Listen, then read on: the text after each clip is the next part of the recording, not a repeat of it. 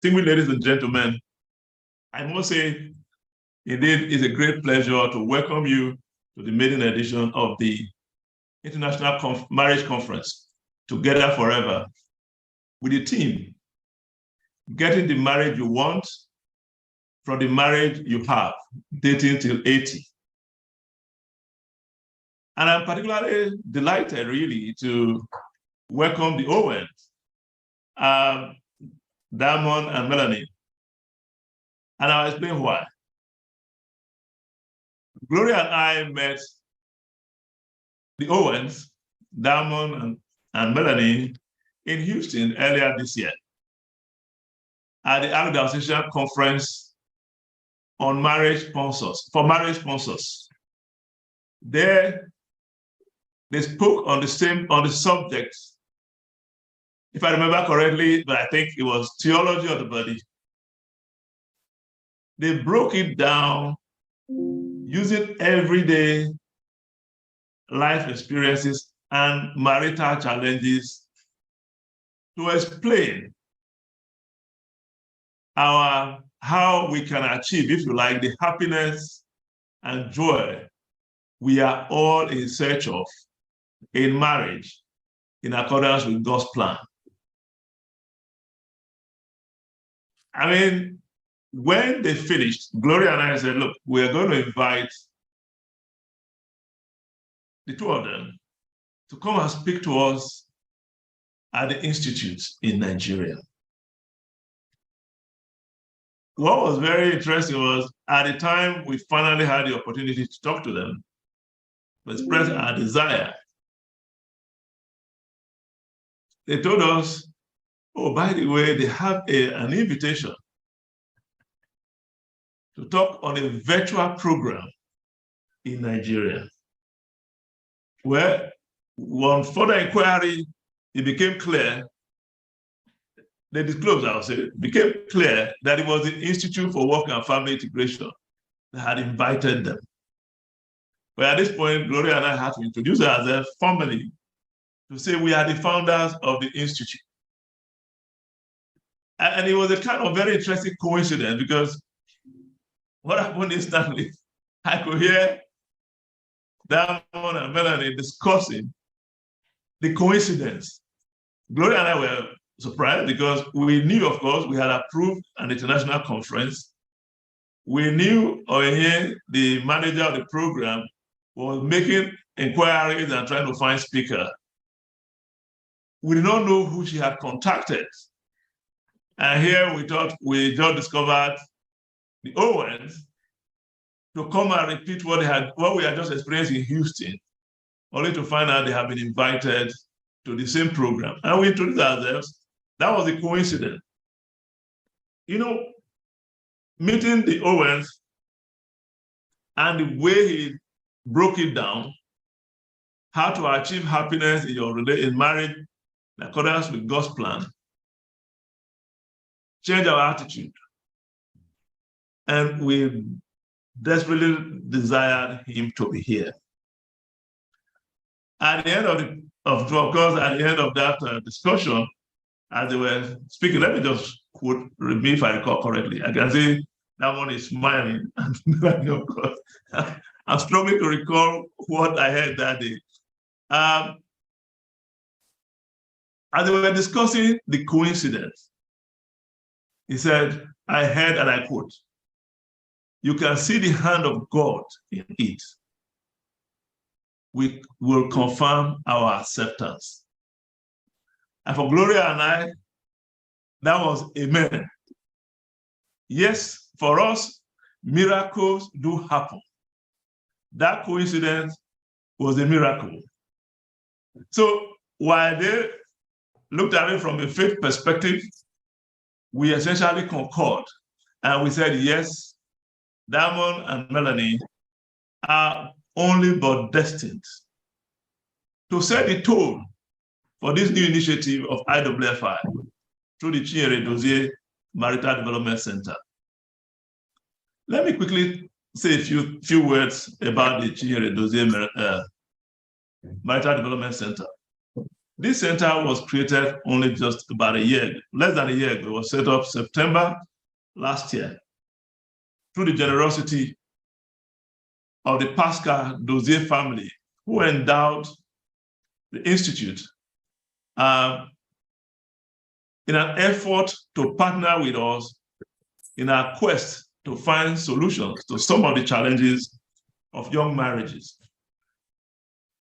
Now, the Institute, since, I beg your pardon, the center, since its inauguration just about 9 months ago, has been involved in research, and especially what it's doing right now is trying to find out the pain points in young marriages.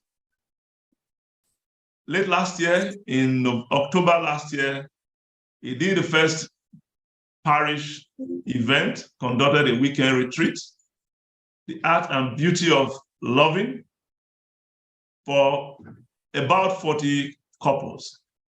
Of course, now it's his third outing, organizing this first, or the maiden edition of the International Conference on Marriage, Together Forever.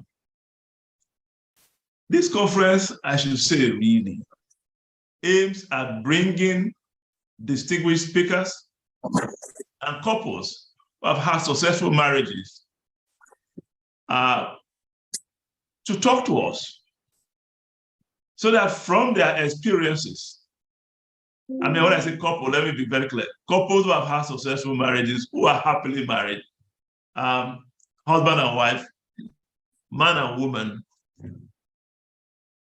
I mean, to provide us, if you like, their experiences, so that from their experience, the prism, we as couples can look at the road where they have walked in the prison and sort of chart our own path. Yes, the Chinyere Dozie Center focuses on 0 to 5, but this program obviously cuts across that margin. And we hope, because what we are doing here can benefit everybody. And so for me, and for us indeed at the Institute, Melanie and Damian, Damo, I beg your pardon, are very qualified. They have been on this journey for about 30 years, more than 30 years. Just introduction tells us who they are, but they are distinguished scholars, advocates for the marriage institution, and highly sought after international speakers. So we feel particularly lucky that they are here to set the tone for this program and talk to us today. Distinguished ladies and gentlemen, when they say come and say welcome, I wasn't intending to make a speech, but there's always a tendency for this thing to happen. So one plea, it is my hope, given the qualification, the quality of the speakers today, that you take advantage the next 2 hours to listen and learn, ask questions, take advantage of their experiences to chart your own life path. It's a journey. They have been there. Let's learn from them.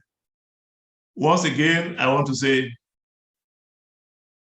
welcome to the International Marriage Conference 2023. It is my prayer that the knowledge you acquire here today will help you transform your marriage to the marriage you want. Thus, you and your spouse can enjoy the fruits of love together forever. Thank you very much, and God bless.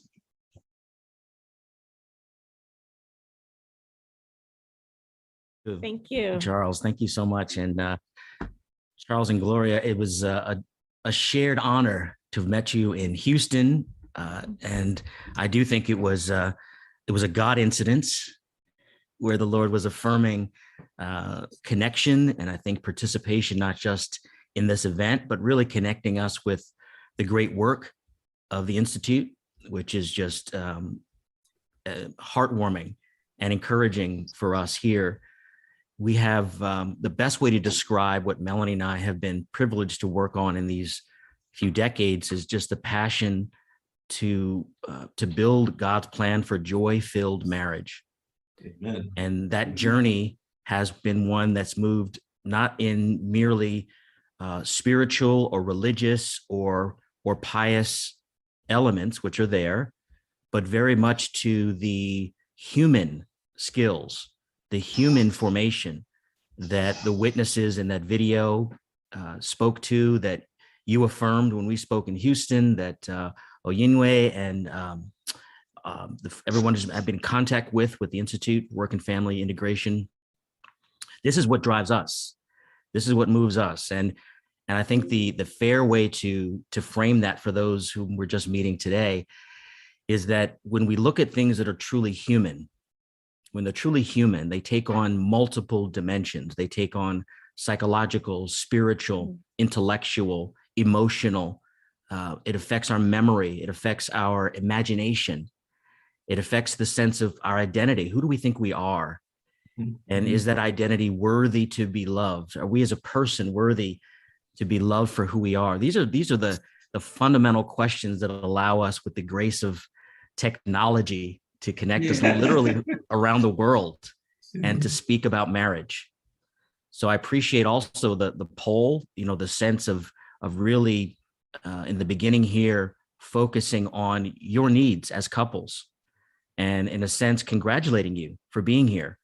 It's that self-selection, that choice to be here on a Saturday evening for those in West Africa, for any Saturday from around the world. That's a choice that we make to put our marriages first, to prioritize this relationship in its reality.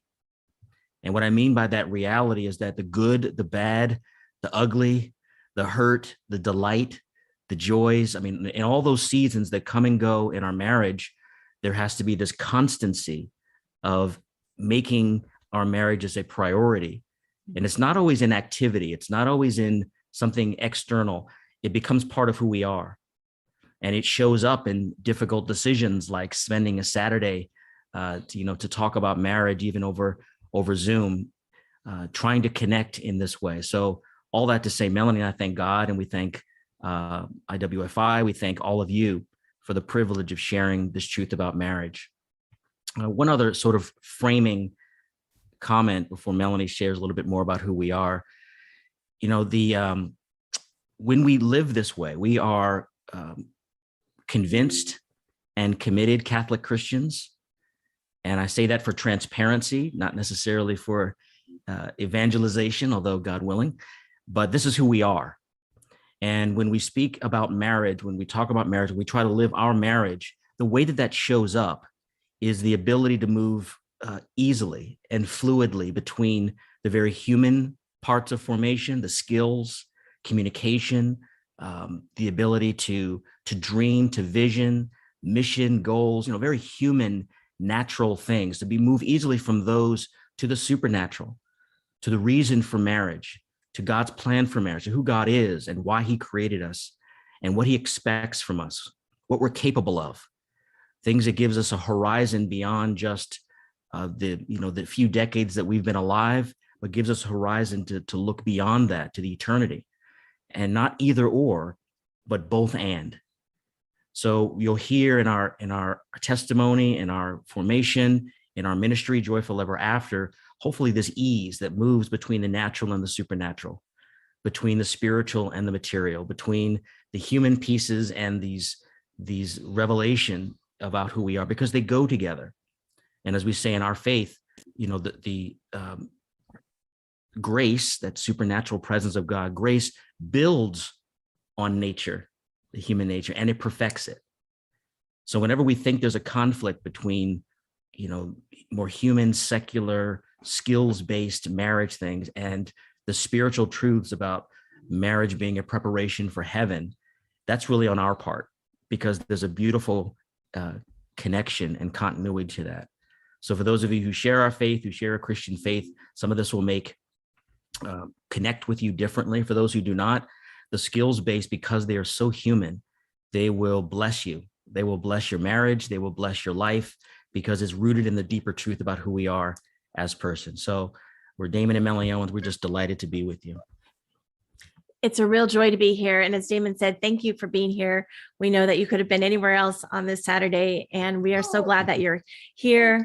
And what we're sharing is really, our life and our 30 years of marriage, our young 30 years of marriage.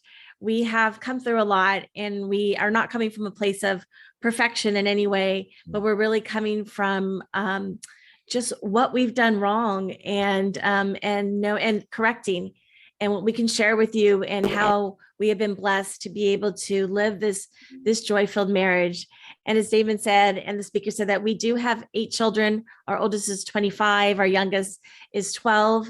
4 of ours are out of the home, and 4 are still home. And so we have the grandparents, and then we also have parents to our ones at home. And life is very busy, and life is moving fast, but we are prioritizing our marriage, and we're here to share with you our joys and our pain, and what's worked for us and what hasn't worked for us. And we hope that through our sharing that you can glean what you need for your own marriages.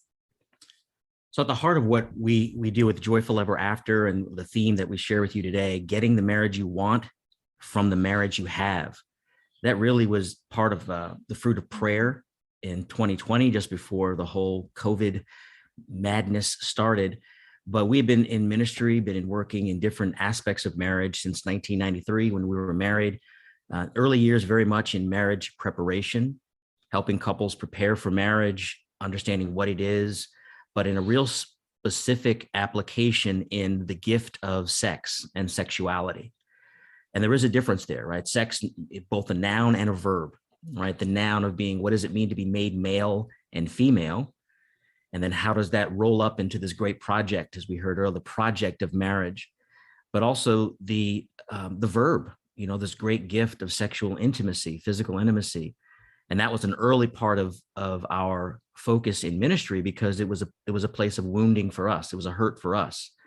Melanie and I both grew up in the faith, grew up Catholic, but had left for years at university and in graduate school, getting our advanced degrees. And it was more neglect. It was more of, looking at all the things that we wanted in the world and wanted, we thought would make us happy. And when we met, we had a major awakening. It was from the Lord, but it really challenged all these ideas that we had, even at 23 years old, 24 years old, ideas we thought was firm about what makes us happy, what brings us happiness. So when we had this major awakening, it wasn't an abandoning of our life experience by any means. It was very much an affirmation. It was a challenge that said, there's more joy, there's more happiness. The things that brought us delight aren't necessarily bad. Some of them were, but the delight is a foretaste. And when that horizon I spoke about was opened for us, we started to see the things that we held so tightly and so firmly. We held these things so firmly, thinking this is what's happy for us. We're going to hold on to these things. And a lot of that was around sex and sexuality. And when we had that awakening, it became really the fuel for us to enter into marriage preparation, to share our delight, our growth.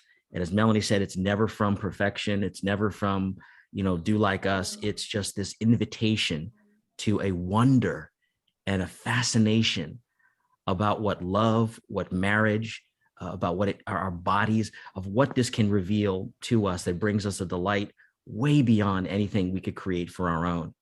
And we bring that into marriage ministry, helping to stay married, not just to avoid divorce, which is a great gift, right? We're part of this team and formation to end global divorce, right? But at the same time, we want to live this marriage joyfully. We don't just want to not stay married. We're not divorced. We want to live with a joy. And that begs questions about the differences between delight, happiness, and real deep joy. And we'll share a little bit more about that as we get into some of the skills and some of the reasons that these skills work so well. But these deeper things is part of the movement between the physical and the spiritual, between, you know, what we think we know and how much more is available for us to live and to know. So those years and those, you know, 20,000 couples we've been working with, that number wasn't so amazing until the last maybe 10 years, because, you know, there's been a huge decline in marriage. And a lot of my experiences here in the United States, I don't know the situation in Nigeria and other parts of the world that people are. I think it's similar. But since the year 2000, marriage in general in the US has plummeted by 41%. And since 1970, it's dropped over 61%. So there are far fewer people marrying. And while we may look at the divorce rate and see it, you know, somewhat stabilizing or, you know, not falling as fast, it's because fewer people are getting married and they're getting married later. And yet the number of children born outside of marriage, and again, this is US statistics. I'm sorry, I don't have for the rest of the world, but 54% of children in the United States are born in houses that do not have a married mother and father by the time they're 18. And beyond just a statistic of all these children being born, more than half now being born in homes without a mother and a father, we have to look at not a government program per se, but look at the impact of the things you do in your marriage to stay married. That the revolution is not from the top down of a program that's helping to be married. I don't have anything against those, but the real power is literally in your household. The real power is in your heart and how we choose to connect or not connect, how we choose to work through conflict, how we choose to fight for our marriage, how we choose to show up on a Saturday for the hope that it will help your marriage. This is where literally the future of the world passes. So goes the marriage, so goes the family, so goes the nation, so goes the world. Because this is the place we come to know who we are. This is where we discover the good, the bad, the ugly. We come to the truth of who we are, why we're here, how we fit into the world. We get our memories and our minds filled with the examples of what love looks like, of what love feels like, to be rejected, to be embraced, to deserve love and to get it, to not deserve love and to get it. Those experiences form us in those first 2 decades of our life.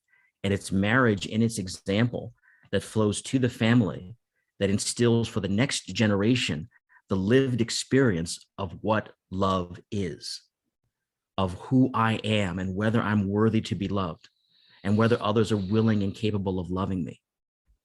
So getting the marriage you want from the marriage you have is as much a personal project for you as it is a global one. And yet, instead of trying to change the world from the outside, you are changing the world by your decision to forgive. You're changing the world by your decision to work through those difficult hurts that you don't even know why you're hurt. That you're willing to vision and to dream about a marriage that maybe you've never seen before, but your heart is longing for it. You want to be seen. You want to be known. You want to be loved. You want to be adored. You want to be protected and provided for. You want to be respected. And these things land differently for men and women, but all of us as humans desire all of this intimacy. And that's what it is, an intimacy. Into me, see. This deep longing desire to be seen, to be known, to be loved for who you are, even as you're encouraged to be loved into the person you're becoming, right? It's this aspiring to get the marriage you want from the marriage you have, to dream and to vision about a love that you desire and have the courage to let that move you through from where you are now to where not only you, but where God is calling you.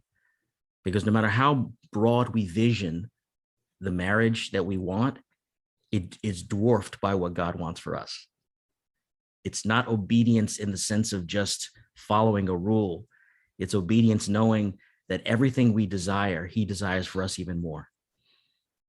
So getting the marriage you want from the marriage you have is the path to fulfill the vows you made at the altar, wherever they were made.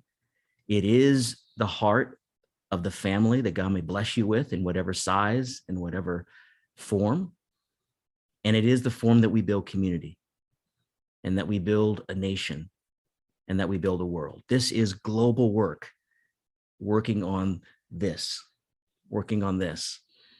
And congratulations, but also this is the heart of what we want to invite you today, and to dig deeper, even as you hear skills, or you might hear theology, you might hear sociology. All of this was within that particular frame.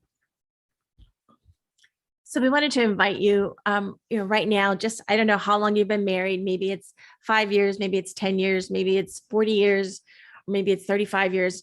Just to take a moment and close your eyes for a minute and think about, what were your expectations when you got married? What did you expect of your spouse? Just take a minute, or take, a few seconds to think about those. If you can remember, what were those expectations you had on your wedding day of your spouse?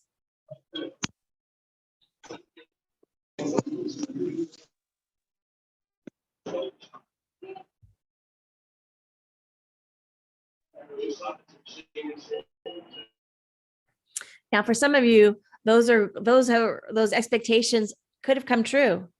And for some of you, maybe you're thinking of disappointment. Maybe you're disappointed that your spouse hasn't come through. But whatever it is, I just want you to follow along here.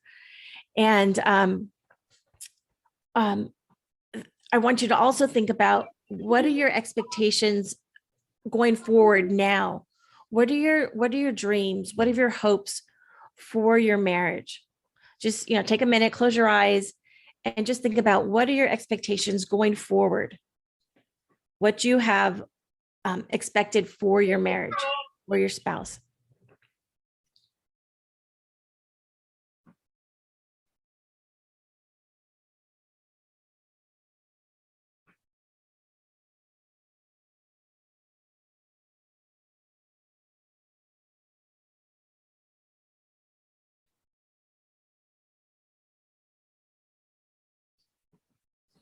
Okay, now I hope those were positive expectations going forward, because that's where you're going to grow in your marriage. That's where you're going to, jump off from here on. We celebrated our 30 years this past April, and I feel like we're just getting started with our marriage. There's so many good things that are coming along, and we want to good things that we have planned. And I hope that you have the same too, knowing that you can start over at any point in your marriage, no matter how long you've been married, that there's always time for redemption. It's always time for renewal. And we hope that you're there. So there are two poles that Melanie's beginning with you now, the marriage you have and the marriage you want. And one of the sort of awakenings that we had many years ago was that we're driven by these expectations. That exercise that Melanie is bringing you through is sort of that first point, that first data point. And it's a search for the heart, that deepest part of who you are, that you may not have articulated before, you may not have spoken before, you may not have written before. So it's not, we only have a few minutes, in this format to do this, but this is an exercise that ought to be part of your daily, thoughts and prayers and process. Really asking for insight, asking God to see what is it that's moving me of this desire for my marriage.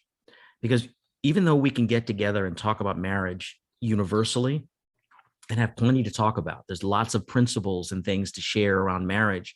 Your marriage is eminently unique. And it's made that way. It's designed that way. It has never happened before in all of human history.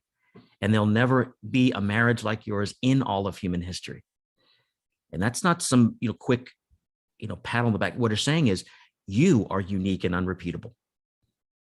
That's what the fingerprints mean. That's what DNA reveals, and the physical revealing this. So two unique, unrepeatable persons pledge themselves one to the other to create a unique and unrepeatable marriage and a unique and unrepeatable family. So we're doing this both and, even in this skill exercise, by saying We have enough in common to say that we're driven by vision. That's the universal. But the particular of that is the work of marriage. What is the vision that has been formed in my heart? And it's from the music you've listened to. It's what you've seen in your family of origin, in your parents, your aunties, your uncles, the circle around. It's what's been put into with movies and media and friendships and past relationships. There's a whole universe in your heart that even if you don't take the work to articulate it, it's driving you. It's the reason why you are delighted in your marriage and you're not sure why. It's the reason why you are frustrated in your marriage and you don't know why. Because in each of our hearts, we have set up an ideal, a vision of what marriage ought to be, even if we haven't articulated it. So these are the baby steps that we encourage you to learn and to walk and then to run. But this is the work of finding that driving vision of what marriage is and putting it to the test. Putting it to the test, because the vision may be unrealistic. The vision may be not consistent with the truth about the beautiful truth about who you are. There may be a lie implanted in there. And that doesn't mean we don't vision, right? I heard a phrase the other day that I'm going to start using. I haven't shared it with you yet. It said when people get water in a boat, one of the solutions is just take the boat out of the water. That's not a great solution because the boat is made for water. So if there's water in your boat, you could decide, well, I'm just going to take the boat out of the water. I'll never have any water in my boat. You could say, well, if my vision is hurting me, then maybe I just stop visioning. And that's, first of all, it's not human, but it's also not a good idea because visions are gifts from God to see now what has yet to be. It's an exercise of faithfulness. But that doesn't mean that everything that's been formed in us is a true north. It's orienting toward us the truth about who we are. So we have the intellect. We have the intellect, the ability to know what is good. We have the will to do what is good and to experience it and to desire it. And then we have passions that drive us, that move us toward what we perceive to be good. But there's an order to these things. We don't just follow our passions.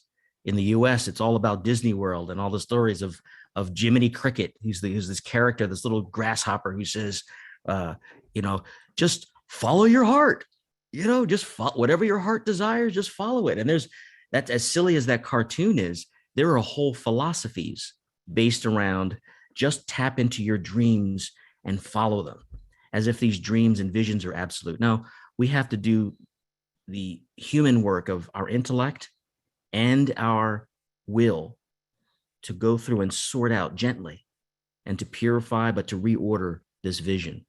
So the desires of your heart are there, they're good, but we just need to find the goodest good of those visions.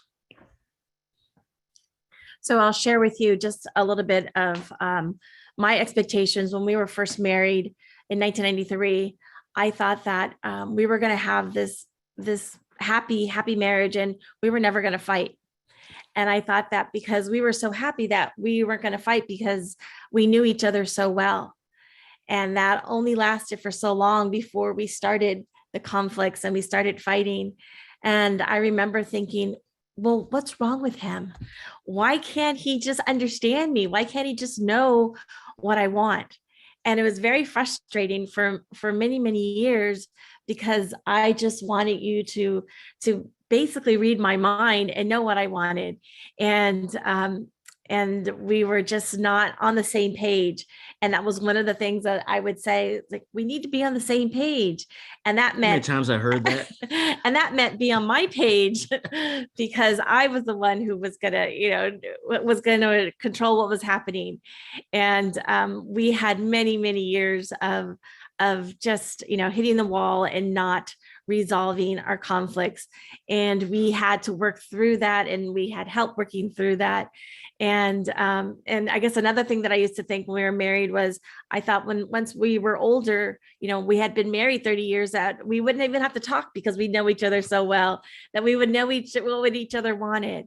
And, having been married 30 years now, I know that that would be terrible, because we don't stay the same. We are not the same people when we are married, and we grow and we have interest, and we don't have the same interest, not always that when we were first married. And we talk about things. We talk about things that are happening in the culture. We talk about all kinds of things, and it would be terrible if we just read each other's mind and just stayed even keel. So it's a beautiful thing to be able to share in Damon, and to share in who he is now and who he is becoming, and that I can encourage him in that, and that he can encourage me as well. So those were some of our dreams, and some of our hopes, and some of our conflicts in the beginning of our marriage. And from my perspective, in that same time, I was all in.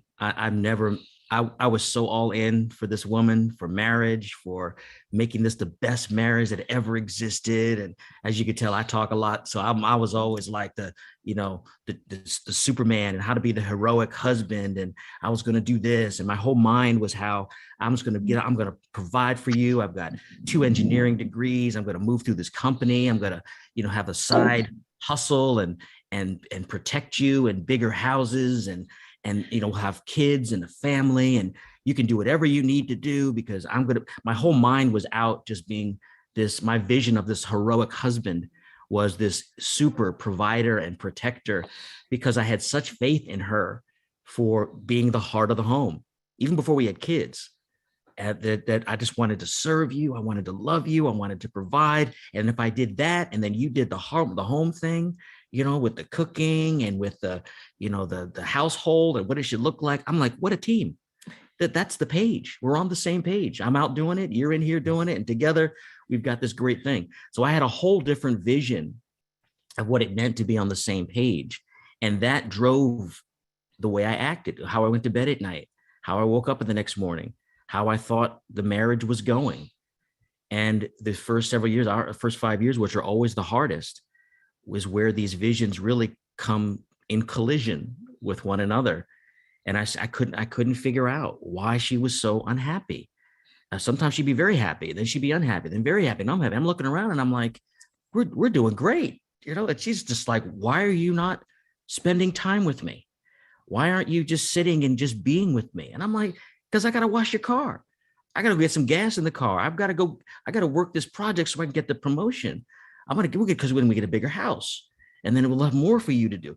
So the whole vision for us was a conflict in what love looked like, what love felt like. And I heard some references to temperaments in the videos. Mm-hmm. For us, the major breakthrough was not so much spiritual. It was that book, The 5 Love Languages, right? And that may be on you all's radar, but it was this book that just spoke about, we have, for whatever reasons, primary, secondary ways that we think love comes through. It could be physical affection. It could be words of affirmation. It could be physical presence. It could be gifts. I'm missing one. Quality time. Quality time, right? So the point is that when I started to realize that, oh my gosh, I'm loving this woman in the way that I expect to be loved, right? As opposed to the way that she receives love. So now we're moving a little bit from the marriage that you want to now the marriage that you have. And it's just a distinction because these two are so interwoven, right? But there's a reality in really taking assessment, being honest, of doing the courageous work. And it is courageous because there's a lot of fear that keeps us from an honest and an authentic understanding of where our marriage is right now. And it's not an objective reality. It's not like there's this reality of our marriage that, both of us are trying to get to as a husband and a wife. We each have a valid perspective based on that vision of what marriage is, to even say, well, how's your marriage going? If I had all you husbands, and I love doing this, if I had all the men in a room and we're working on our role as husbands to be great husbands for our marriage, and I asked how your marriage is going, we would do the male poll. And we do the male poll, and all the men would do a poll on how marriage is. And then Melanie would do the same thing for the wives and for the women. I guarantee you the discrepancy between how your marriage is going would be significant between husbands and wives because we're using different criteria. We have different perspectives. And instead of saying one is wrong and one is right, I spent a couple of decades thinking how bad and wrong I was because Melanie is always right. Because this woman is amazing. She's just an amazing person. So how could she possibly be wrong about something so important, right? And in reality, women are the keepers of the relationship. They are the heart of the home. Happy wife, happy life. I mean, there's all these realities of what this is. So if something was wrong affectively, in the affect, in the relational piece, it must be me, because that's not what I'm getting at. What I'm getting at is your unique, unrepeatable marriage is this amalgam. It is this unity of who you are as a husband, who you are as wife. And when we come together, we become something more than what each of us can be on our own. So it's this becoming together that requires this honest assessment of who I am, what do I expect, where are we now? And the red flag, the thing that we see so often, and we experience it for so long, is what Melanie had said earlier. It's like, the problem is here. So that if she just, worked on her, then everything would be fine. And if he just worked on his stuff, we would be fine. Exactly. And that's step number one, is that we cannot change our spouse.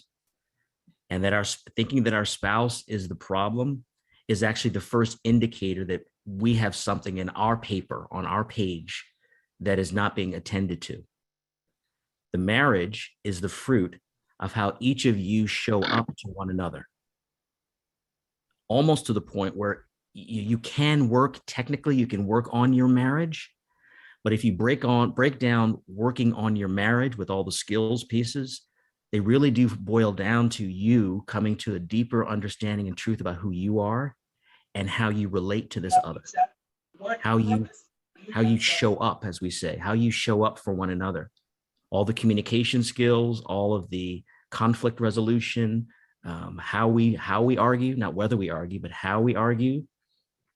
All of that is still within Damon. It's how can I love this woman and communicate my love even when I'm convinced she's wrong, even when I'm convinced that I'm right, So really, how we focus as men, how we show up for our wives, how you show up for your husbands, is the work of marriage. And when it comes to the marriage that we have, the second thing to be very attentive to, the first is that self-awareness. The second is the danger of despair. Despair is the enemy of marriage, because hope is the hero of marriage. You came here today because of hope, the hope that your marriage would be better. And despair creeps in when we lose. Despair and hope are enemies, right? They're mortal enemies. Despair says, this is as good as it gets. It's not going to get any better. Or I don't want to do anything because I don't want it to get worse, right? That's all driven by the fears that all of us have, men and women, every one of us uniquely, how we express it. Sometimes in fear, we lash out at each other. Sometimes in fear, we retreat from each other. We flee. Sometimes in fear, we call it turtling, like a turtle. We kind of go into our shell and just think, okay, well, I'm safe in here, because these are the ways that we've learned in our life of what happens when the fear represents danger. If there's danger here, each of us has a certain reflex to that. And so there's more smarter people here in the audience here who can explain the psychology of that. But in behavior, this shows up in marriage. So when you get to this self-awareness, be careful of this enemy of despair that somehow says, oh, I'm horrible. My wife's horrible. Our marriage is horrible. We're never going to be able to work through this. Or, maybe we're not as bad as, maybe we're good as. That's despair creeping in. So hope is the antidote to despair. And sometimes we have to do active skills, as we'll share in a moment, of gratitude skills, active skills that we do in order to keep despair at bay and to keep hope alive. Yeah, and as David mentioned a few minutes earlier, that the longer that we're married, we're realizing that when we say we're working on our marriage, it's less about the work together on our marriage, and it's more about how we're working on ourselves, so that when we come together and we show up for each other, we can enjoy each other, and that we can encourage each other and support each other. So when we talk about how we show up for each other, the first skill that we want to teach you or tell you is what we call necessary self-care. And necessary self-care is when we look at all the skills of marriage, and maybe that's not even the first skill you think about when you think about marriage, what do I need to do? But necessary self-care is number one. Because if you're not filled up with good things, you're not going to be able to be there for your spouse and to be that support and that encouragement that they need. Now, I know for me, after many years of raising children and being very resentful about Damon, lots of things that he did, and just holding that resentment in and not doing anything for myself, it was just poison for my marriage, because I was unhappy for the things that I wasn't doing, and I was getting mad at Damon, and I was not letting him know that, and it was severely affecting our marriage. Now today, I do things for myself, and then when I show up for my kids and for my husband, I am a happy person. And they're not big things. They're not expensive things. I mean, they can be, but for the most part, daily, it's just, having a cup of tea by myself, or it's, putting lotion on. It's just, taking the extra time to do something for myself. And then when I see Damon, I'm like, hey, what can I do for you today? What do you need? I'm looking for ways to make his day easier.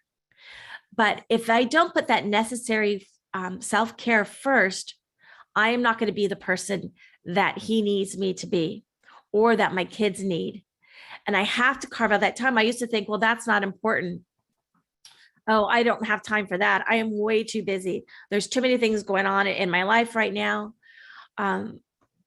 But when I don't do that, I am an angry person. I am a resentful person. I am not a fun person to be around.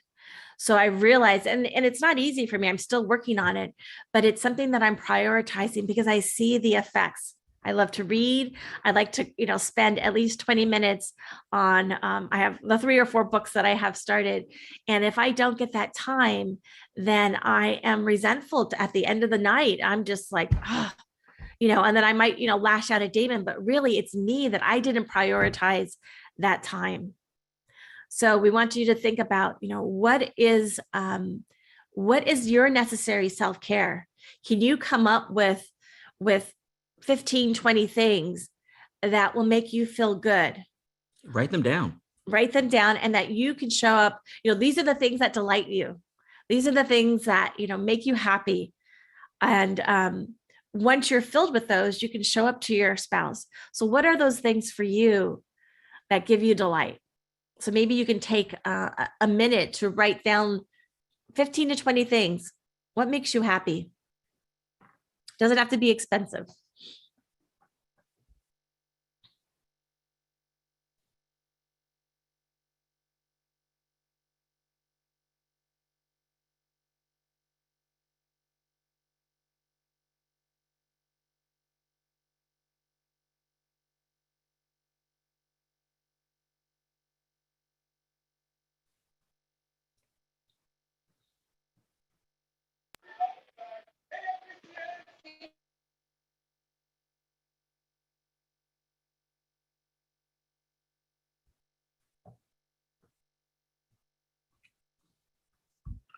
It often surprises people that we begin with that self-care, as Melanie said, because it's just counterintuitive. But if you've got an objection, and many of us do, to this, think about it this way. You cannot give what you do not have. You can't give from deficit. You can't give from depletion. And what we're speaking about is not, as sort of the world generally speaks of, a self-care just to build yourself up, but it's for the purpose of being able to give yourself away. And the more that you have, the more you can give. And if you think about it, it's for those of you who've traveled on airplanes often, it's the instruction to put your mask in the case of an emergency on yourself before your child. And I know every mother in the world who hears that goes, I'm going to take care of my child. I wouldn't sit here and give this to myself when my child is needing oxygen. How could I do that? And yet the rational mind understands that if you're passed out, you're of no use to your daughter, your child, none. So the action of putting yourself first is not a selfish, it's the right order. It's the right hierarchy. To be the wife, to be the husband, we have to first be. So that necessary self-care is about finding things that bring you life, that give you life.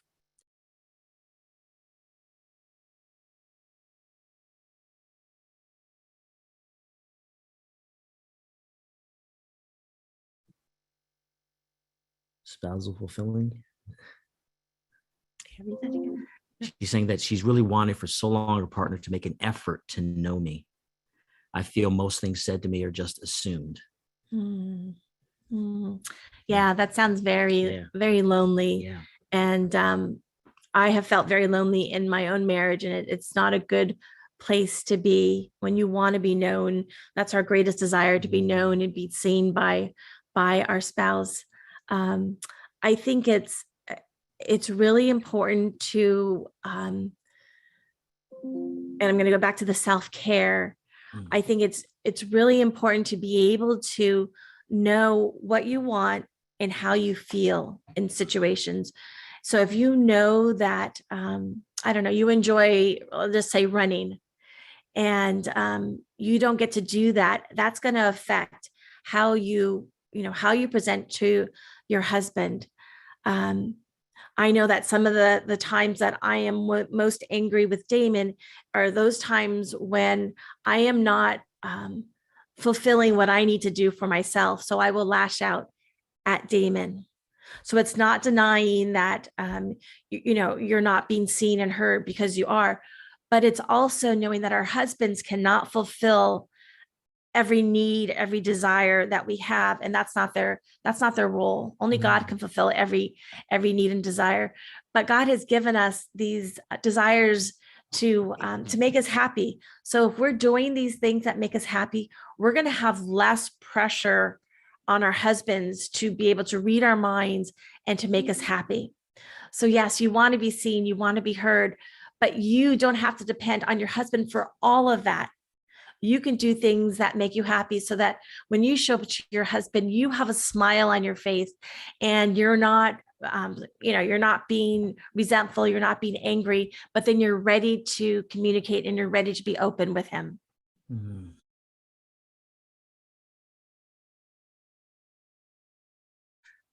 Bless your heart for sharing that. It's come through, and this is real. You are beautiful and desirable. You are, the absence of what is clearly an essence of marriage, and I'll explain that in a moment. But certainly what you are receiving as being worthy to be loved, we want to affirm that. It's a lack, it's a loss, it's a wound. It's a physical evil in the sense of an absence of something. And we're so sorry that you're experiencing that. I wish I could say that it was not common, but this is something that in our coaching and in our Joyful Ever After, that is far too common. So again, we thank you for your courage in reaching out with this. This is the place to do that. So thank you for your yes. A couple of universal things now, just before we get to the particular. Sexual union in marriage is the definitive expression of marriage. And meaning that it literally expresses in the language of the body what you pledged at the altar. I give myself to you freely and totally and faithfully and fruitfully. 4 marks. It's what's pledged at the altar that makes marriage marriage. And when we enter into that sexual union as husband and wife, we're sealing, perfecting, and bringing to completion what we pledged at the altar. And the reason that I start there is because what you are desiring is not some, banal or, sinful or out of order intimacy in marriage. It is the definitive expression. We have to explain this because our cultures are very much misunderstanding of the power of sex. We can affirm that power, but we're not taking the boat out of the water here, right? There's water in the boat, but we're not taking the boat out of the water. What the world thinks is that sex in and of itself can fulfill you and be the fullness of intimacy, and that's a lie. But with marriage, it's what we call a higher order intimacy, meaning it is an expression and it is a fulfillment of things that already have to be in order of intimacy before the sexual intimacy can do what it does. You need to know emotionally that you're connected, right? You need to be known intellectually. I see you, I know who you are. There's layers of other intimacy that can be found in other relationships that sexual intimacy then requires, it needs in order for that intimacy to even be communicated. That's the difference between, people sometimes say the difference between sex and making love, right? I'm not sure I agree with all that, but I get what they're getting at, that there's a level of intimacy that you feel in the same physical act of sexual intercourse can have very different affective experiences. It can feel very different. So it's not that the sexual intercourse in and of itself guarantees intimacy, but the intimacy we desire in sexual intimacy means that there are other parts of the marriage that show up in the bed. So I say that to affirm your desire for that sexual intimacy. In general, the lack of sexual intercourse in marriage depends on whether it is by circumstance or by decision. By circumstance, you talked about erectile dysfunction, some physical issues. There are equivalent ones with wives that can make it difficult or painful or unable to enter into that, and requires medical consultation and help to be physically whole. Count that as a self-care, right? Helping you to become who you are so that you can make that gift.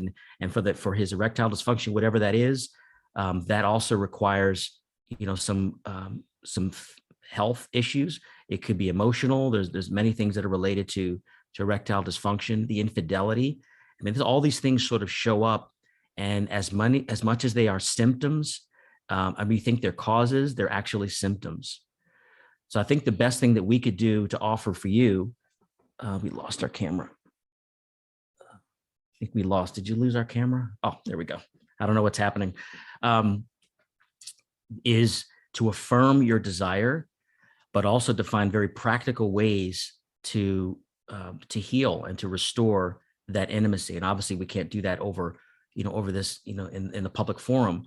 But there are ways to. This is not an end to your marriage by any means. It feels like a despair because we know what that feels like. But at the same time, there's hope here in the sense of restoring with you and with your husband the desires. Even affairs, infidelity, rightly understood within marriage, is a symptom and a search for love. And I know it's disordered. I know it's sinful.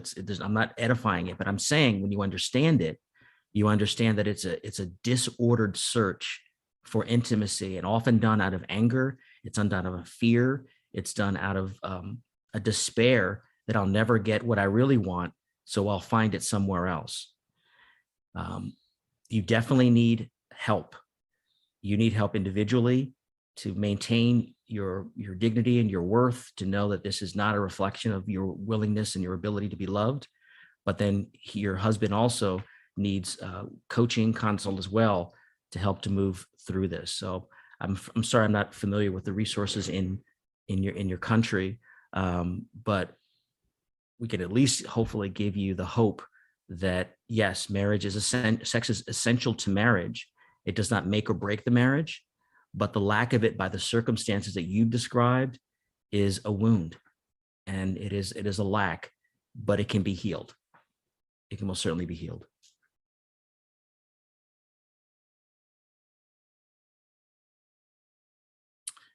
If short answer is yes, most definitely. It can be difficult, but I think it's mostly difficult because of our cultural expectations.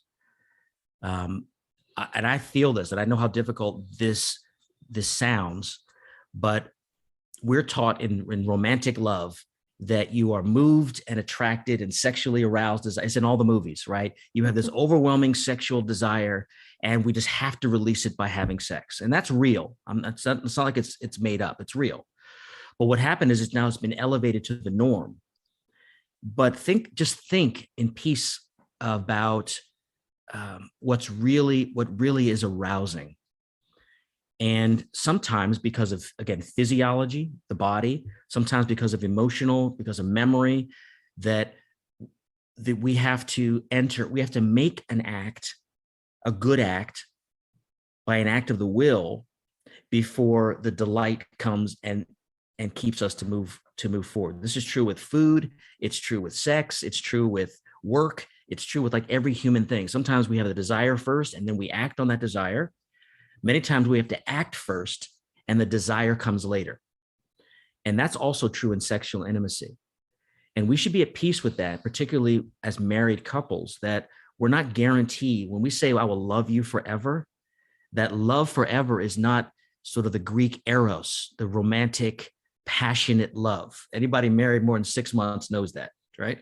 That you might have this wonderful romantic time of just, I look at Melanie and I just clouds part. And there's been many, many years of that, right? But there's also been many, many years where love is not the passion. Love is the act of the will.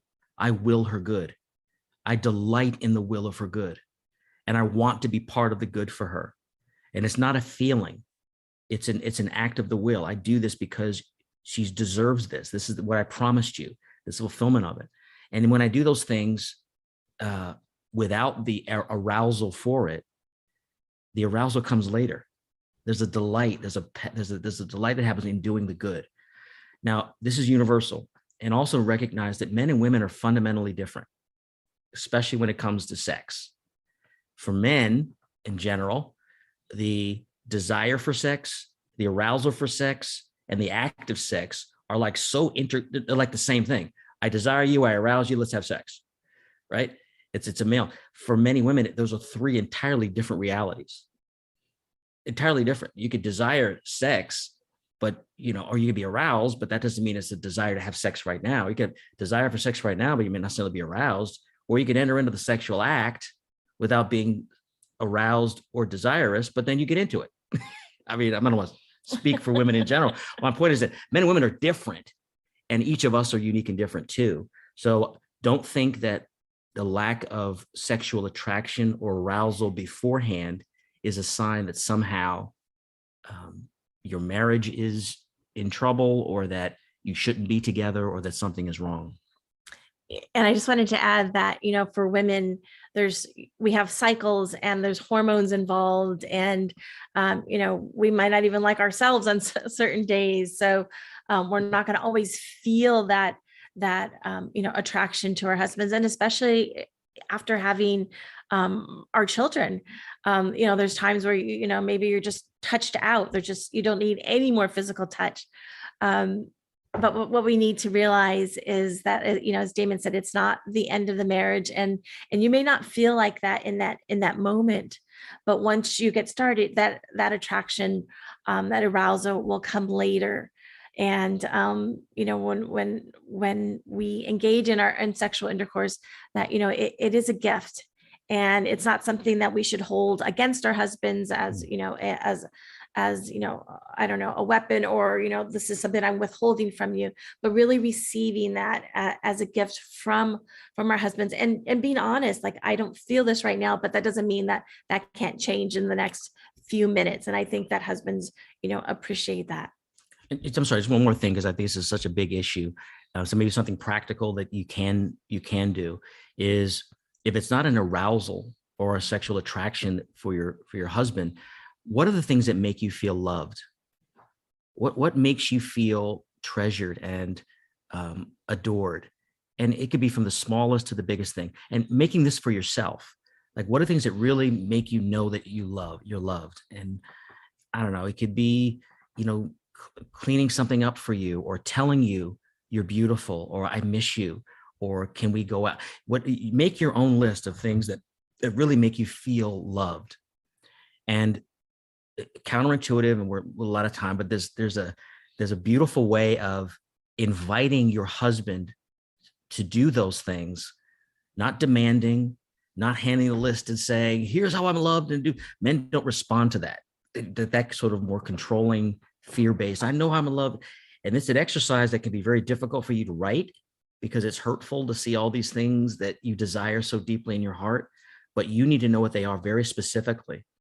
And the way that you could invite your husband to that is to tell him how much it means to you when he does those things. And, fight that voice in your head that says, yeah, it was 1976 the last time you did it, but I love it when you look me in the eyes and you tell me that I'm beautiful. And you say that without expectation, and that's hard, but you say it in a way that every man I know who actually knows what his wife desires will move a mountain to do it. It's like built into this masculine DNA, that if I know half the battle, 80% of the battle is, I don't know what's going on in her head. So like the cheat code of like, I love it when I perk up, like, what? Next thing you know, you say, I love it when you get flowers. Like, I'm going to get flowers. I'm going to get her flowers, and unexpected, and do these things. I think you'd be surprised how much your husband wants to love you, how much he wants to be respected and desired, and how much he wants you to desire him. So. Yeah. And also, what we focus on, that's what stays in the front of our mind, what persists. So if we're saying, I'm not attracted to my spouse, I'm not attracted to my spouse, that's what we're going to, that's how we're going to operate. So what really helps, what we mentioned earlier about the gratitude. What are you grateful for your spouse? What is something? Can you think of 10 things on the spot right there? Write them down. And that will change the way that you're seeing your spouse in that moment. And instead of saying, well, I'm not attracted, you start to say, wow, I really like when they do this. And then all of a sudden they become very attractive.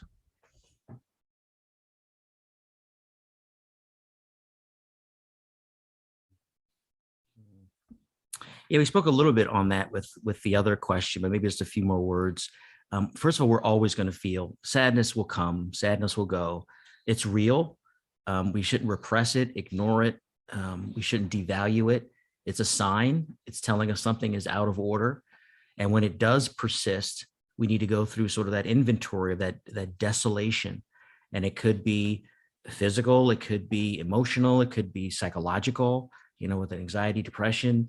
There's so many things. It could be hormonal, but that doesn't mean that we dismiss it by putting it in a package and say, oh, it's just this. I'm not going to. No, we need to feel that, because it's telling us something. It's revealing something about a lack. So I think that the sadness piece, understood as a sign, should be something first. If you're a Christian, we take this to the Lord and say, Lord, I'm feeling very sad about this. What am I missing? What's here? And really looking for the blind spots of what may be a lack for yourself. Back to the self-care. Maybe you have heroically tried to put so many people ahead of you that you're genuinely depleted. Maybe there is, as we said in the first section, an expectation of marriage and the vision. I think that's where your question came, that you're sad because that expectation is not met, and you're probably despairing that it'll never get met. that's very common as well.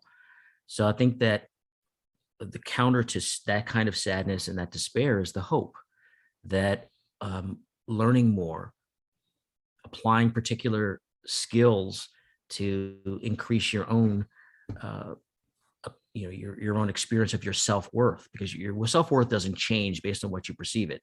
It is. There's an absolute to our dignity, but we lose touch of it. And when we lose touch of that dignity, it's very hard to see the dignity in another person. It's very hard to see the dignity in a marriage. It's hard to see the dignity in the work of trying to build your marriage. That's the despair I was getting at. So don't run away from the sadness. Feel your feelings, feel them, but don't let them rule what to do next, or don't let them change the truth about who you are, about what your marriage is, about who your husband is, but let them be a sign that something is out of order, and that the first thing to start with is your self-care, that you know who you are, whose you are, and that this marriage mission is possible. And then from there, looking at the surroundings and seeing what other things around there could be done.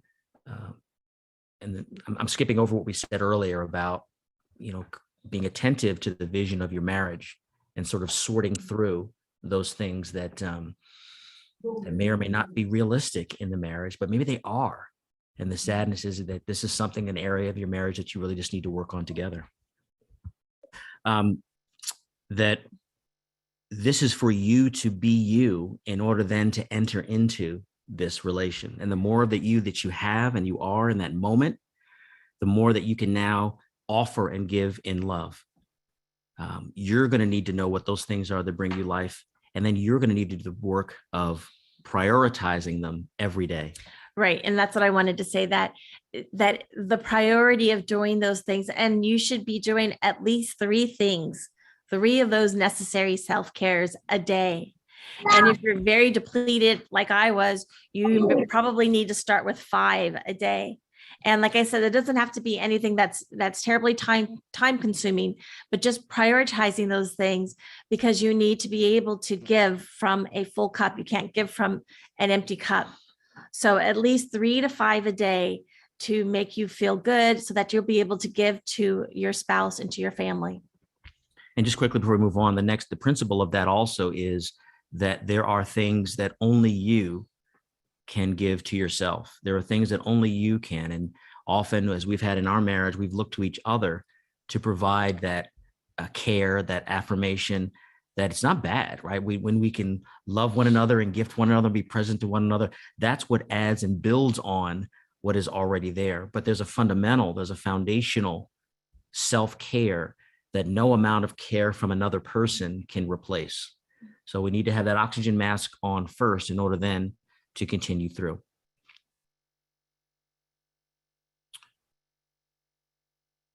The next sort of skill-based essence in marriage is about the world that you build around you.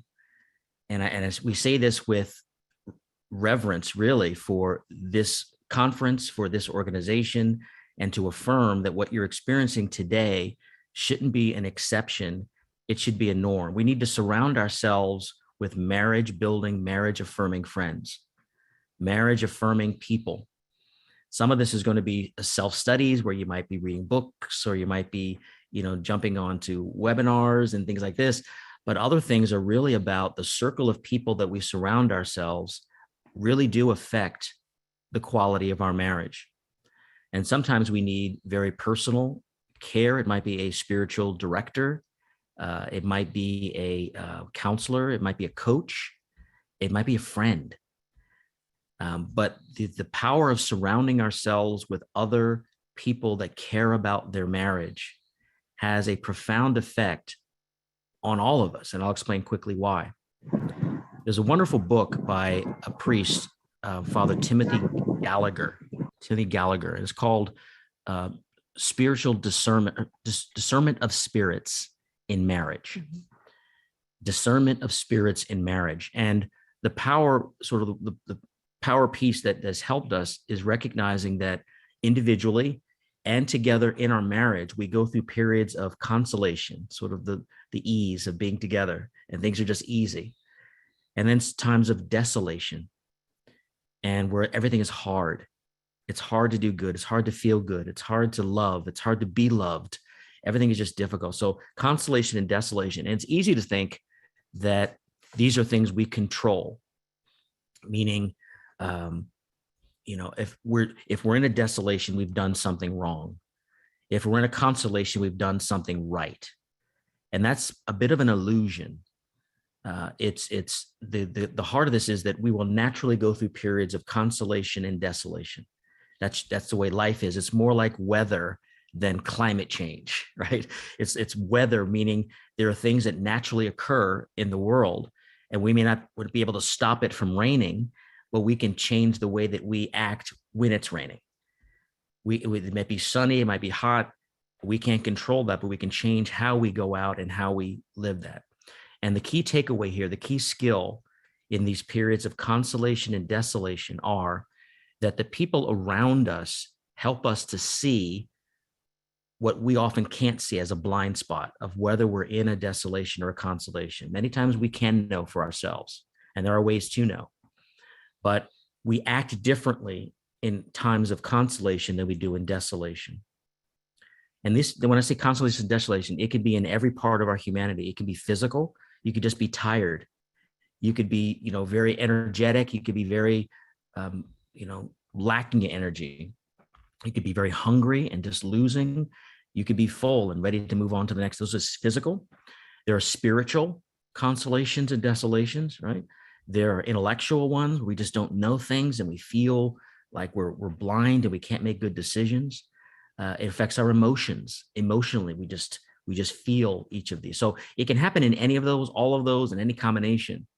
But when we're in periods of consolation, it's important to know that when we feel attacked, when we feel underburdened, when we feel drained, that what's pulling us down requires us to double down on all the things that give us life. This is the self-care. This is the maybe getting some more sleep. It's it's recognizing these things that keep us at our fullness. But oftentimes we can't do this alone, and we may reflexively look to our spouse, which is a good help. But when we're surrounded by other married couples, sometimes as a man, I have a circle of men that I know I can call, I can text, I can meet for coffee, I can talk to, and when I say things, bearing my heart, I mean real things that may be unfair to Melanie, it might be mean, it might be, but I'm just pouring all this junk that's in my heart. That if I say that to some other friends, they'd be like, "Dude, I told you not to get married. You guys are married a long time. It's probably time you need to do a little something." Not marriage affirming. But if the circle of people are marriage affirming, and I say this to one of my 5 guys that I call, they'll listen and they'll be like, "Man, Damon, I hear you. I understand. Listen, but I know Melanie, and that's not what's going on. What's going on with you? What's happening here? Oh man, that really, really hurts. I get that. I've been there too. Now, what are we going to do? Or you think you're fine, but you haven't slept well for 2 weeks. You need to go to the doctor because you've had that pain in your knee for a month now, and it's changing your attitude. Those kind of ways that don't put marriage as the victim, but it allows the affirming of marriage as an immovable. And that your friends and your circle of friends help you show up at your best for your marriage. So take a good inventory of the people that are in your life constantly, consistently, not constant, consistently. And you might need to find some other friends that maybe even in this circle of people here. Another gift of IWFI is that you find people that are marriage affirming and you build authentic friendship. It's not a project. It's not a small group. It's not a mechanical thing. You just like being around them, and that they are rock solid in marriage, and it becomes reciprocal, where then you can be there for them when they need you. But the principle here is that marriage is not private. It's deeply personal, but there's a reason why we marry in public. Even in non-religious marriages happen at courthouses for public recognition. It changes your status in the culture. As Christians, this changes our status amongst the church. From herefore on, Damon and Melanie are bone of bone and flesh of flesh. We are one. Even though I'm Damon, this is Melanie, then, we have to look at how we show up. And in that sense, how we show up with one another is not something we can just, we say here in the US, bootstrap, pull ourselves up by our own bootstraps. We need to be around a community of people that help us in each of these stages. Great. And then our third skill is practicing gratitude. And I know, at least here in the States, we hear that a lot, practice gratitude. But what we're talking about is specifically to your spouse. So it's, wives writing down 10 things that you're grateful for about your husband, and husbands, you're writing down 10 things that you're grateful for your wife. And it's sharing at least 3 of those with your spouse throughout the day.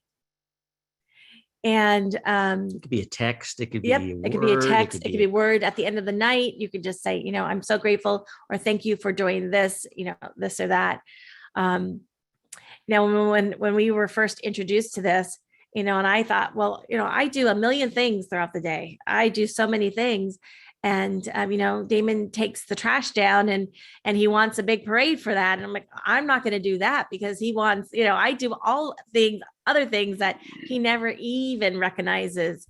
But that's not what this is about. This is about, taking the eyes off of yourself and really looking and saying, God has given me my spouse for a reason. And there are there are things that they do each day that, I miss, for Damon, and just the fact that, I can stay at home all day, and I am so grateful for that. But just writing them down, I had somebody say, well, aren't you going to be writing down the same things, the same 10 things every day? And, in the beginning you might, but what happens is your eyes start to open and you see things that you haven't seen before. And they can be just the smallest things. Maybe your husband will give you a smile that you needed, or maybe, your husband will take care of a situation with one of your children that you had, you didn't have the energy for.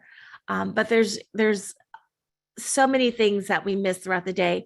So just be mindful of the 10 things that you're grateful of your spouse. You can write them down in the morning or in the evening, and then just share them with each other throughout the day. Either a text, you can write a note, you can do, you can do a prayer at the end of the evening. But that, when we started practicing that has just transformed our marriage. Just to be able to say thank you to each other for the little things each day. It makes such a huge difference. So just before we transition into the Q&A, I see several good questions already in the chat. Feel free to put your questions there, and I'm not sure the moderator, Charles, will work those through. But final thought, which probably will come up during this Q&A, is a posture. Let's call it a posture that is something that we ought to all work on, that has a direct effect on everything we've shared today: the self-care, the community of people, the affirmations, and the gratitude. And we've taken this from a couple in Australia. This acronym is CAKE, CAKE. And this is something that we can, to ourselves, ask ourselves when we interact with one another, how are we approaching one another? And the real quickly, because it'll come up probably in our questions here, the first for CAKE, CAKE, is a curiosity. Really fostering and nurturing a curiosity for one another, that as long as you've been together, you still don't really know one another. There's a constant discovery, and being curious about it is really fights against the control. Because when you're curious about one another, you're less likely to want to change them. It's more of, to the A, which is appreciation. That curiosity, appreciation, And we're talking about a healthy curiosity, not a curiosity of, I wonder who they're texting on their phone, or I wonder what they're looking at, not a, not a creepy curiosity or not a suspicious curiosity, but really a healthy curiosity. Yeah, I'm fascinated with, like my kids, a few of them don't like chocolate. I'm like, how do you not like chocolate? How is that humanly possible? But the curiosity with that, but the appreciation with your spouse, that it's a privilege. It's a privilege to be in marriage and to journey together, even the good times, bad times, sickness and health. And the K is for kindness, really being attentive, even when there's disagreement, that this is a treasure here. And however angry that I am, however hurt that I am, however disappointed and frustrated, that kindness is different than niceness. It's not a covering, but it's a real honoring of the dignity of one another. And the E is, depending on the situation, either maintaining eye contact or an empathy, right? Of really feeling what the other person is feeling. And eye contact helps with that. You know how hard it is to keep eye contact when you're in conflict, when you're angry. And that's because eye contact is very intimate. It's asking and answering the question, will you see me? Do you see me? Can I be seen? So cake, curiosity, appreciation, kindness, and eye contact or empathy for that E. And that really allows us in any moment of consolation, desolation, in conflict or in flow, to make sure that we have that foundational respect that intimacy can flourish in.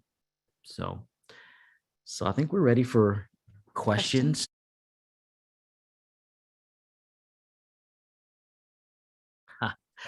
Why do I say it's private, even though it's not? Even though it's private.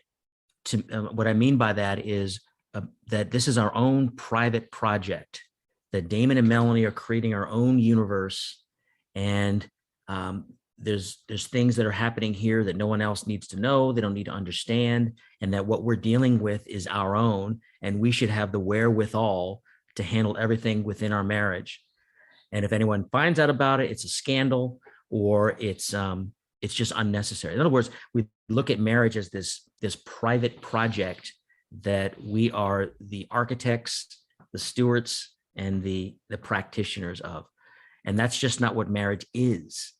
The isness of marriage, which has been very much rightly at the forefront with a lot of the public changes in the definition of marriage. But we need to hold that marriage is both personal because it involves two persons, and the person of Damon meeting the person of Melanie, now pledging a future love to one another. Not a past love, not a present love, but we marry based on a pledge of a future love of one another. I give myself to you freely and totally and faithfully and fruitfully. And Melanie, I give myself to you freely, totally, faithfully, fruitfully. And we say that in a public sphere. We say that with others around, because the nature of marriage is that everyone who's a witness to marriage is pledging themselves to support in whatever appropriate way is for that marriage. So the witnesses to marriage are essential. They're necessary, even in secular marriages. Again, I don't know the details in Nigeria and in other countries people are at, but I would suspect that when you marry, you need to have someone witnessing, whether it's a judge, whether it is a friend, whether it's somebody in the courtroom or whatever, or whether it is in a church, at a mass, in a chapel. So that public dimension of marriage means that we're not meant to live our marriages isolated. We're not meant to live them as this private project, but we live them in a curated community of people that have pledged their support for our marriage, so that in good times and in bad, in sickness and in health, for rich or in poverty, these people will be there to help us to live what we pledged to each other at the altar. So it's personal, it's not private, it's eminently public.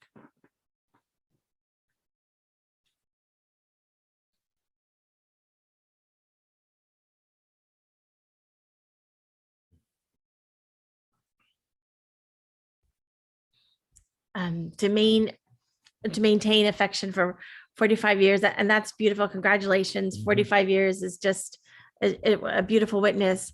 Yeah, I think it's the things that we mentioned before, of, being grateful for our spouses and being very specific in those things that we're grateful for.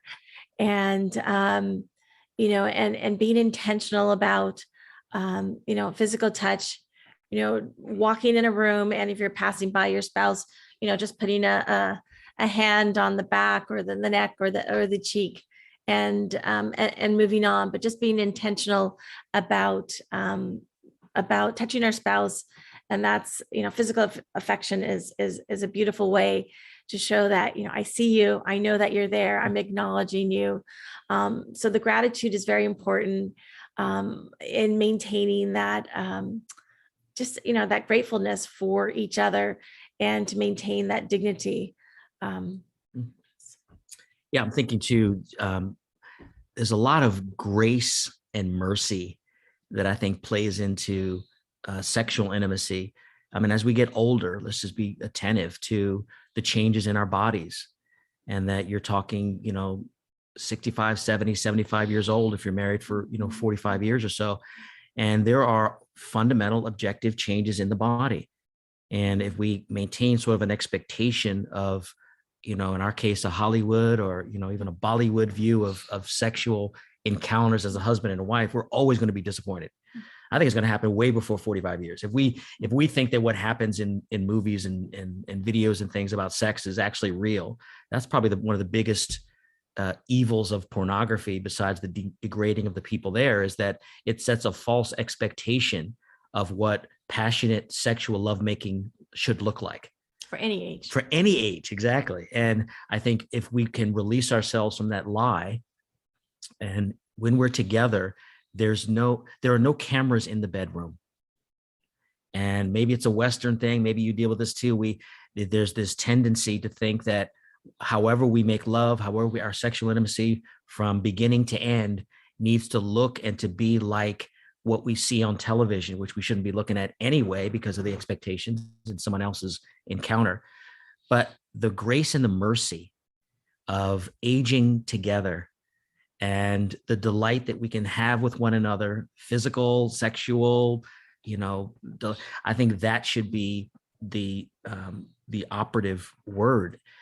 But also with the health things, not just accepting, because not everything we think is age related, but really being attentive to our health and making sure we get best health care we can, making sure that, we're physically at the best we can for our age.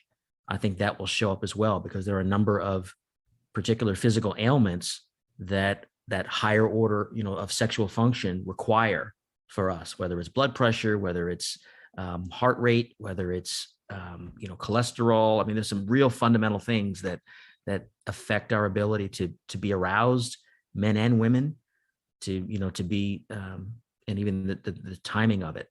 So look at the physical, look at the memory, the intellectual, look at the emotional. But I think that having grace with one another and just having fun, and not living up to some false expectation of what our sexual intimacy should look like. It may take a lot longer. It may, stops and starts, but there's no camera in your bedroom. You're not proving anything to anyone else. And that's sort of the delight that we ought to have at every age.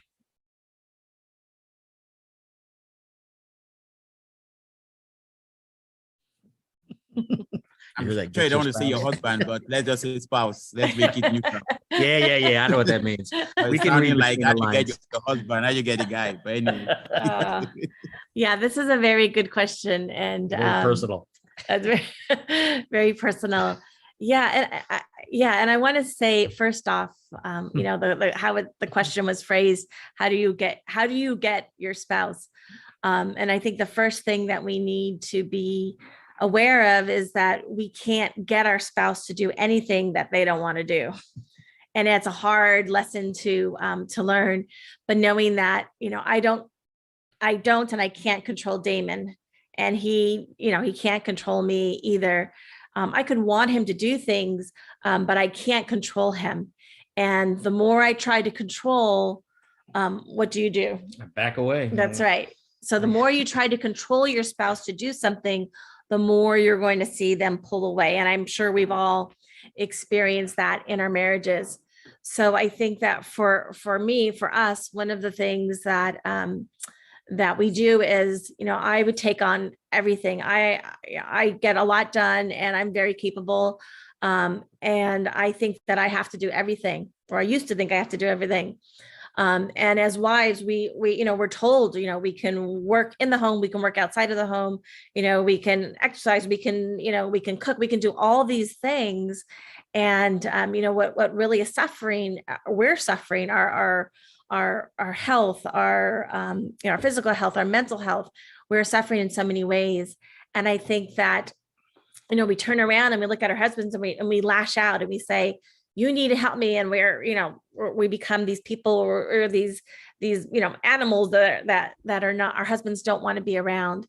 And I think if we learn to say, I can't, those two words, I can't do that, our husbands will dive in. I need your help, right? Or even like, I can't do that. I need to, I need to take a bath before I can do this. I would be really happy if this was done, but I really need to, prioritize your self-care, and you will see that your husband, your spouse will jump in to help you, because your husband's desire is to make you happy.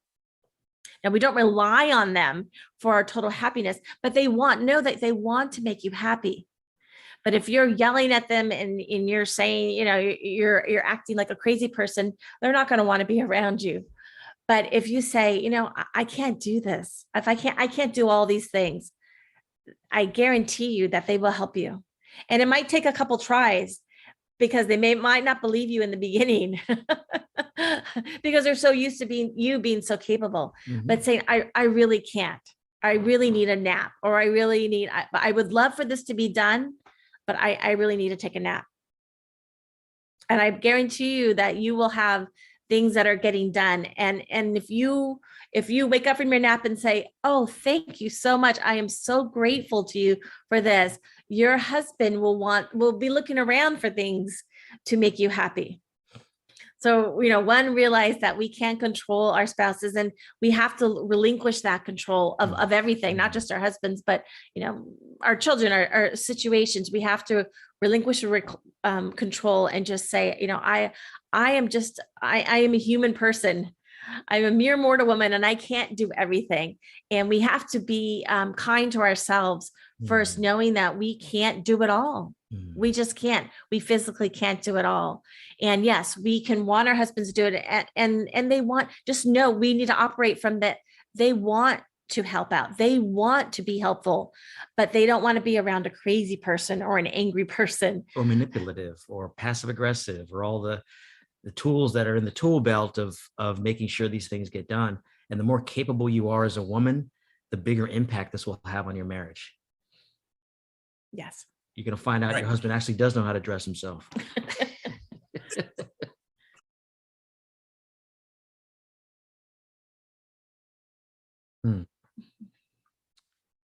Yeah, this whole topic of communication is always, a top three, if not the topic of any marriage preparation, of marriage enrichment. And there are good human skills in learning how to communicate.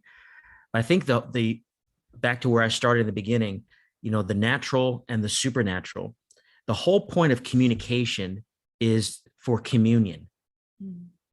It's a common union. You communicate because you're sharing part of who you are in order to enter into a union with another person. That's whether they're someone on the train, someone, and the neighbor, whether it's your kids, your spouse, whomever it is. Communication has its primary purpose of communion. So how do you best excel in that communion? Sometimes it is verbal. Sometimes it is nonverbal. It's emotional. It's situational. It's spiritual. There's so many ways that we as human beings, who are all those things, can connect with another human being who is all those things. So the curiosity, appreciation, kindness, and empathy, it's sort of a framework to enter into the mystery of another person. When it comes to our spouse, we have a higher obligation for communion than we do with a neighbor or someone on the train or someone else. So that means it's going to require more of that self-awareness, that self-possession, so that you can make more of a self-gift.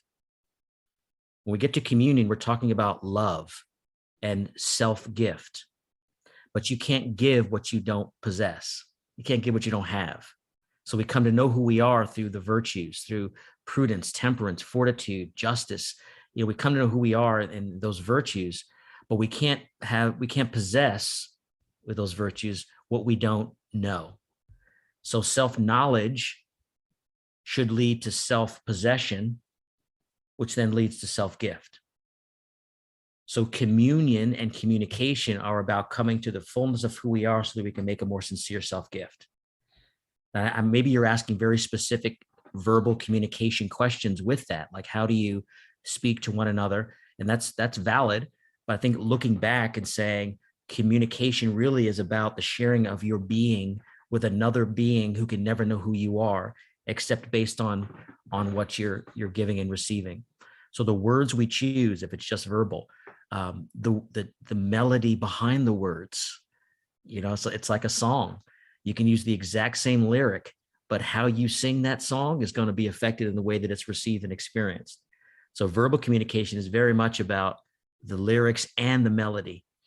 And you can find that when you're connected, you can get away with harsher vocabulary or harsher melody because the communion is there. But for most of us, for most of the time, we have to be attentive to the words, not that just express what we want to express, but the words that can be received, because this is communion. So we have to learn our beloved's vocabulary that is translated. Like many of you here, I wish I could speak, your other native languages, right? And as you're processing how you speak in other languages, you're taking what you know, the truth, and you're putting into words, and then you're using the words that you think can be heard by the other person. That's the work of verbal communion. And I think that structure is what we have to do, but it's harder for us because we see each other every day.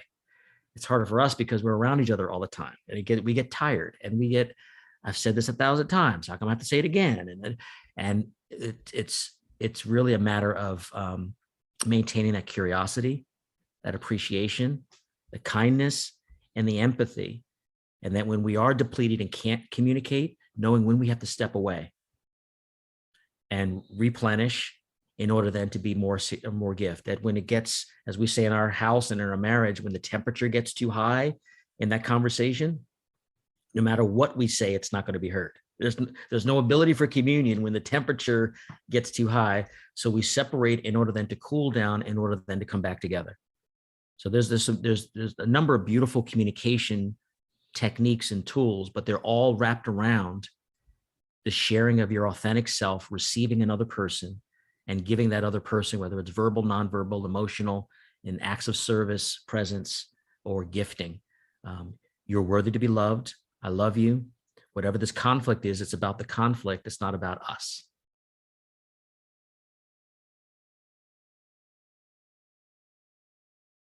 Yeah, I think the best we can offer is No, go ahead. Is first just a sincere prayer. Lord, we just ask that you make yourself known and present to this man and to this family. You know what they're suffering. You know what they're lacking. You know the loneliness, the difficulty in this great task of what it is as a single parent, and by circumstance, very different than by choice.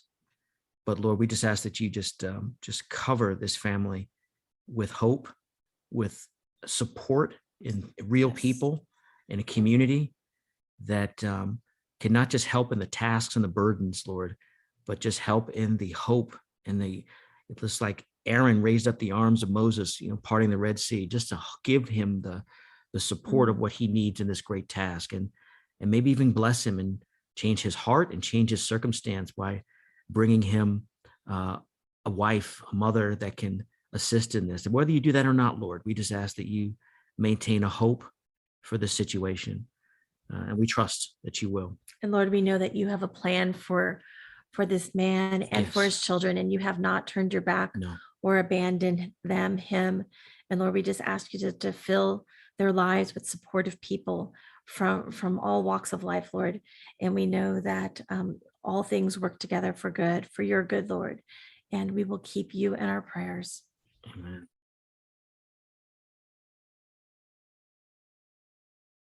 Thank you, Charles. I think we've had a great time. I know I have, and I'm sure all the participants will agree with me on that. So on behalf of all of us in the Institute,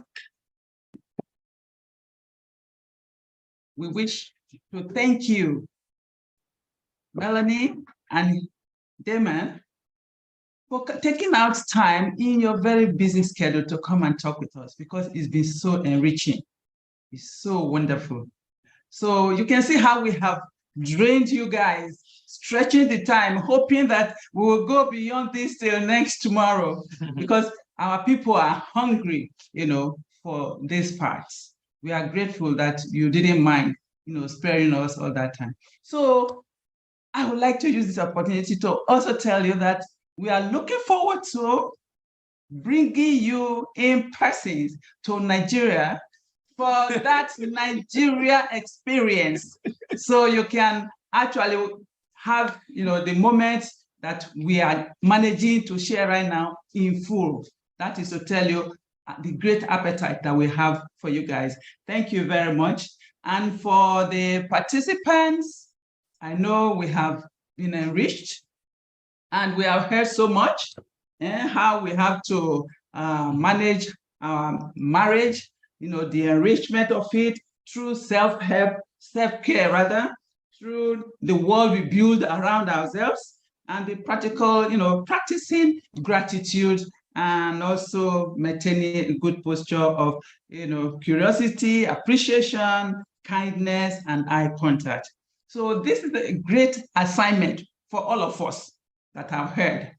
So it is for us now to look and see how we are going to work on making this, happen. So in regard, I would like to use this opportunity to invite,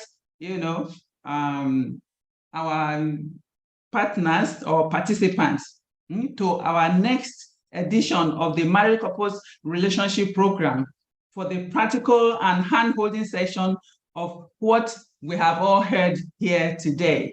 And it comes up on the 23rd of June to 25th of June, 2023. So we hope you will make it, all of you will strive to make it, because we actually experience how you can put to practice what we have heard this evening.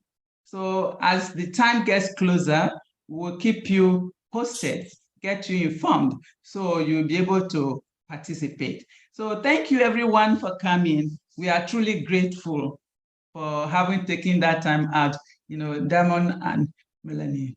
Thank you very much. Thank you guys. Thank you all. Thank you. all. I Bless you all. appreciate you guys. Thank you. Thank you. Thank you.